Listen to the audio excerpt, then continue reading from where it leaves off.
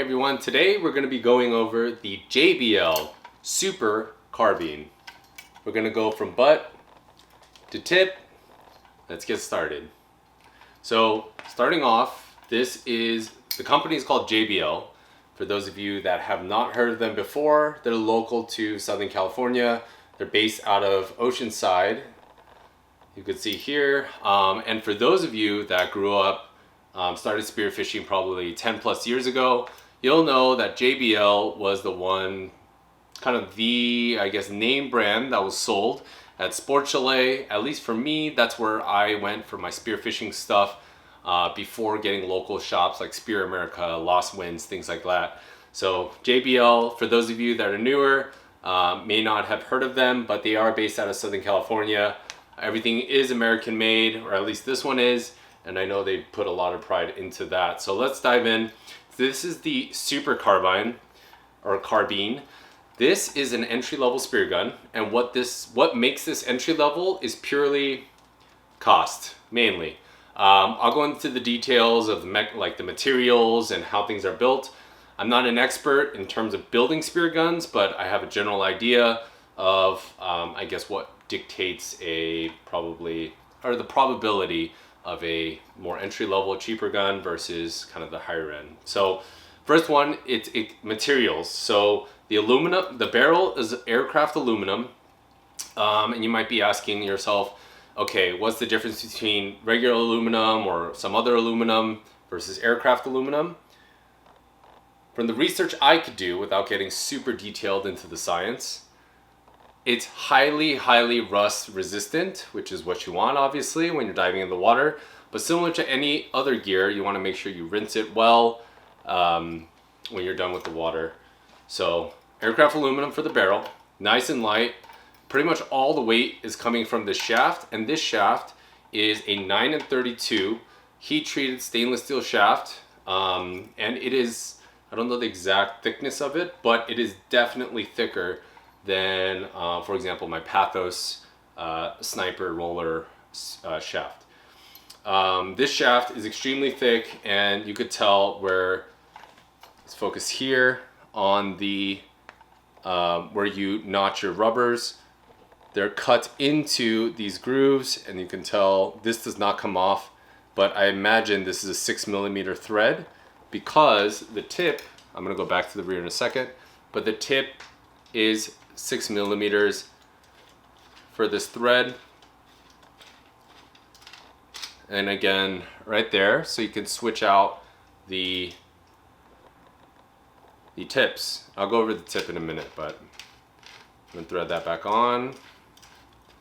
And it's something to note for sure, because most of these entry-level spear guns I found, like for example the Picasso Espadon, they all have these threaded shafts, or sorry, shafts, threaded tips, and you just want to be careful when you're diving. You want to make sure those are tight, check them periodically.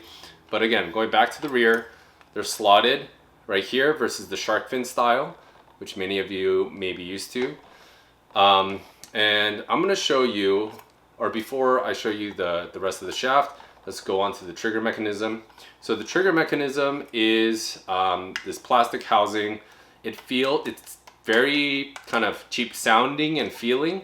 However, with that being said, I think the theme of this spear gun is functionality and like kind of doing things that are needed, but not eloquently. Again, this is a budget spear gun, so I don't want to be super critical. This is, from what I could tell today, it's about just shy of $200, which is definitely on the cheaper end. But you could tell right here, if you can hear it, plastic, but the internals are stainless steel, which is nice. Kind of going on with that rugged, non-eloquent theme. Hard to tell, but the trigger mech is just this kind of smoothened out stainless steel piece. It looks like you just cut out the trigger in a stainless steel kind of flat material, and then you kind of smoothened out the trigger portion. So no frills, there's no cutouts to save weight. Pretty basic. But the internals are stainless steel, so keep that in mind. There is a integrated safety. Hard to see, but in is safe. Can't pull the trigger. And then I'm gonna push out to the other side. It's a nice definitive snap, and then now you can pull the trigger. So let me pull the trigger and show you the shaft here. And what I want you to look at is that cut right there. So that cut helps for those of you that don't know, that cut is an American style spear gun shaft cut. For the Euro styles, you'll notice that they don't have this kind of 90-degree cut or hard cut at the end. That's really tough to see. Instead, it's kind of, I guess like a hill shape. It's smooth. Like this goes up and then cuts back down. What does this mean for you? It's just a different style. And if you wanted to switch shafts for whatever reason, you just have to keep that in mind. But there you go. And here's a better look at the cuts to butcher bands. I'm gonna load that back in, see if you can hear that sound.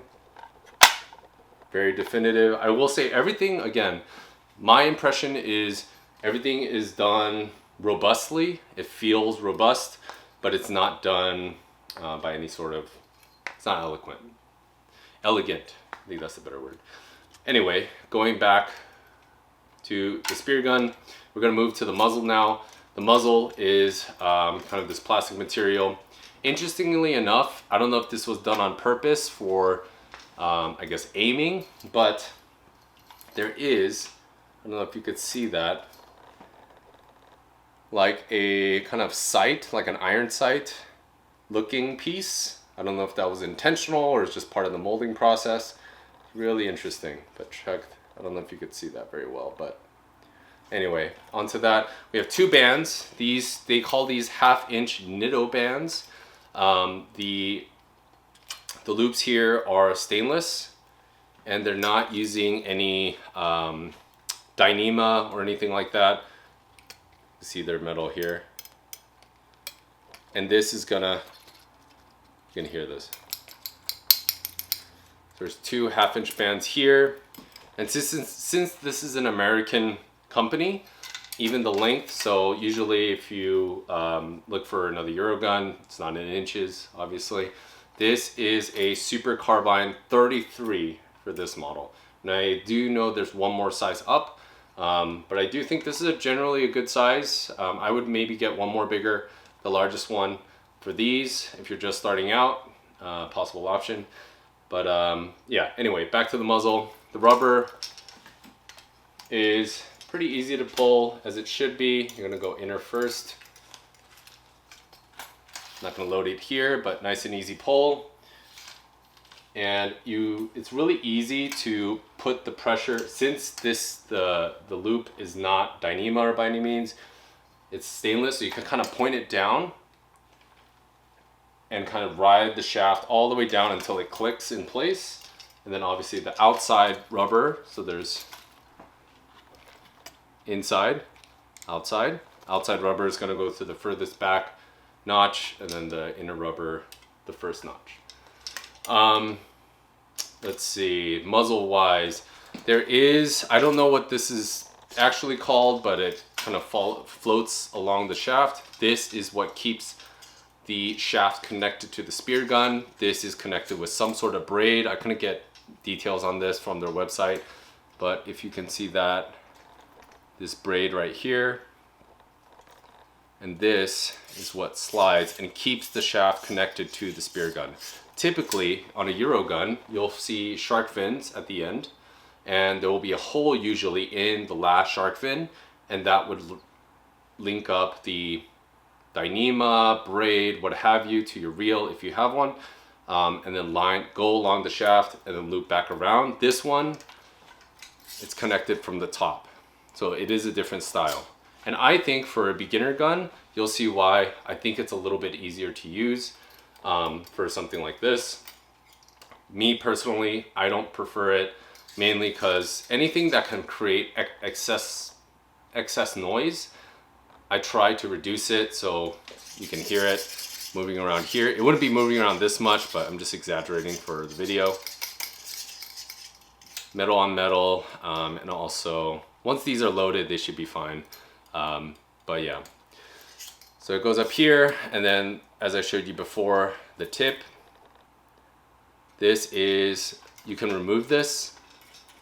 It's 6mm thread, and it's a double, I guess a double, there's 2 floppers right there. I personally don't like this style, and there's, yeah, it's just, I'd rather have one long one, or if there is a double flopper, one in front and one in the rear. But granted, this is an entry-level spear gun. I might be being overcritical. On the Picasso Espadon, the other entry-level one that is cheaper, they do have a similar tip, but only one of these smaller floppers. So I guess it is nice to have the 2. One detail I wanted to point out is, it's hard to see, but there is this little rubber nub right there. And what that does is actually it pushes the floppers out. Hard to see, but so here we go. I'm gonna lock this in, push the floppers together, bring up the ring, fit this underneath the flopper ends, which is a little tough to do, and especially with gloves, I'd be pretty annoyed.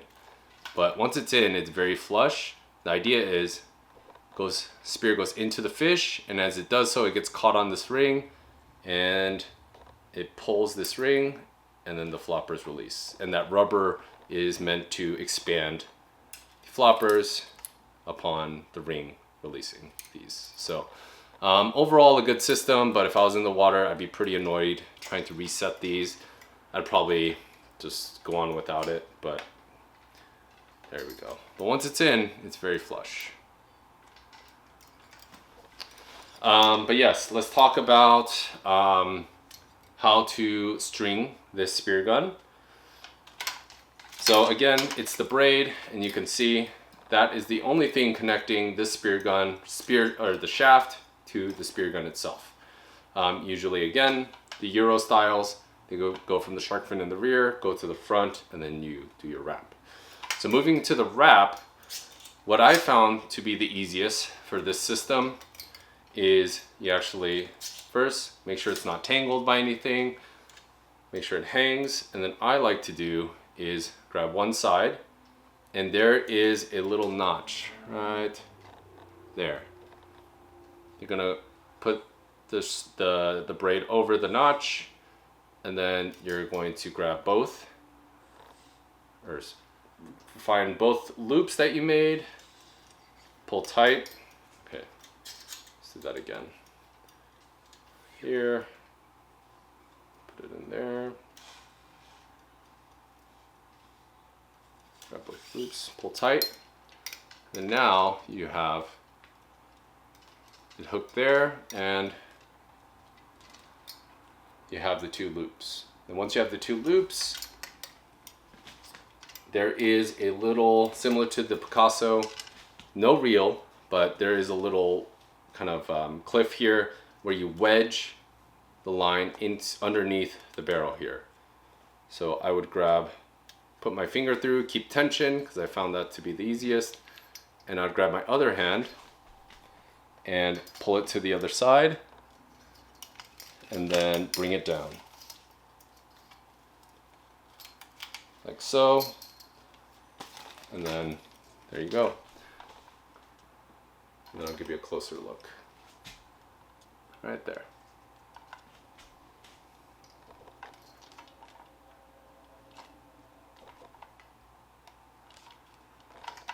But that about covers it. Oh, one thing I do need to mention, this spear gun does not float. On the website it says it doesn't float.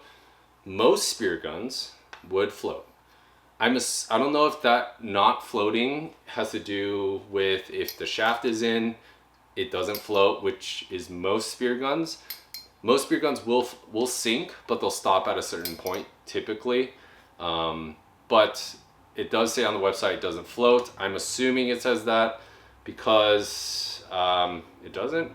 So without the shaft, this thing will sink, according to the website. It doesn't feel like it will. It's pretty light, and I assume there's plenty of air in here to stop that. But one thing to keep in mind. The other one, the Picasso one, I keep mentioning the Picasso one because that's the one I've tested. But other entry-level ones that I've seen, especially the Euro ones, they do float. So that's another thing to keep in mind. So that was a review, or kind of a quick overview, of the JBL Super Carbine right there. No fancy stickers, just kind of plastered on. You could clearly tell it's a sticker. All the JBL guns have this caution sticker as well. Comes with a little care and maintenance booklet. And yeah, the hardware is clearly exposed from where it's attached to, the muzzle is attached to the barrel. And obviously the trigger mech. But I would say, generally speaking, it's a pretty standard entry-level spear gun. It's very robust. It's a little bit not as conventional as our kind of European spear gun flooded markets. But if you're looking for something a little different, American made, here based in SoCal, this might be an option for you. I think the price is pretty competitive, and this shaft is pretty dense. So this is great for some probably reef fishing if you're just starting out in the sport, an option for you. If you're trying to get to that next level, there's no official levels, but if you're getting a little bit more experience, I would probably opt in for something else. But here it is. Hope that was helpful in your search. But yeah, there are plenty of other spear guns out there to test and look at, but this is one of them. One thing I forgot to mention, this spear gun I will be raffling off on my Instagram. I'll be giving this away to a subscriber. So feel free, check out in the description below. I'll link to the Instagram post there on how to enter. But yeah, I'll be giving this away. Thanks for watching again. I'll see you on the next one.